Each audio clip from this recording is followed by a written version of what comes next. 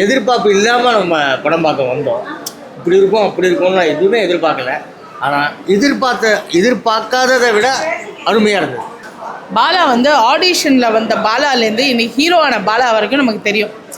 கலக்கப்போகுது யார் ஆடிஷனில் பார்த்த பாலாலேருந்து அப்போ இருந்து எப்படி பழகுவாரோ அதே மாதிரி தான் இப்போ வரைக்கும் பழகுறாரு. ஆனால் பழக்கத்தில் ஒன்றும் இல்லை, அவரோட நல்ல மனசுக்கு அவர் இவ்வளோ சீக்கிரம் ஹீரோ ஆயிருக்காரு. இன்னும் நிறைய வெற்றி படங்கள், பல கோடி பிஸ்னஸில் 1000 கோடி பிஸ்னஸில் அவர் வந்தால் அது வந்து நம்ம சொசைட்டிக்கும் நல்லது. ஏன்னா அவ்வளோ நல்லா ஹெல்ப் பண்ணுறாரு, ரியல் லைஃப் ஹீரோ. அதனால வந்து இன்னும் நிறையா சக்ஸஸ் கொடுக்கணும்னு வேண்டிக்கிறோம். ப்ரேயர்ஸ் விஷஸ் எல்லாமே பாலாக்கு. ரொம்ப நல்லா பண்ணியிருந்தார் படம். நல்லா ஃபன்னாக இருக்கும், ஜாலியாக இருக்கும்னு நினச்சி வந்தோம். ஃபர்ஸ்ட் ஹாஃப் அப்படி தான் இருந்தது. செகண்ட் ஹாஃப் வந்து ரொம்ப இமோஷ்னலாக, சென்டிமெண்ட்டாக, டச்சிங்காக இருந்தது. ரொம்ப டச். லவ் தானேங்க உலகமே. உலகம் சுற்றுறதுக்கு காரணமே லவ் தான் நினைக்கிறோம். ஸோ இந்த படத்தில் வந்து காசு பணம் எல்லாத்தையும் தாண்டி லவ் இருக்கணும். அண்ட் ஏதாவது நமக்கு ரொம்ப பிடிச்சவங்களுக்கு ஏதாவது செய்யணும்னா அதை உடனே செய்யணும். மெதுவாக செய்யலாம், அப்புறம் செய்யலைன்னா அவங்க இல்லாமலே போயிடுவாங்களோ அப்படின்னு ஒரு மெசேஜ் இருந்தது. ஸோ யாராவது உதவின்னு கேட்டு வந்தால் லாஸ்ட்டில் பாலா ஒரு விஷயம் சொல்லுவார், அதுக்காகவே போய் படம் பாருங்கள்.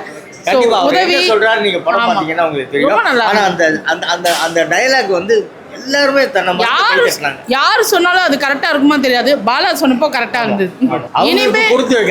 இனிமே அந்த ஹீரோயின்ஸ் எல்லாம் ரொம்ப ஃபீல் பண்ணுவாங்க. எப்போ போட்டி போட்டு பாலாவோட நடிப்பாங்க.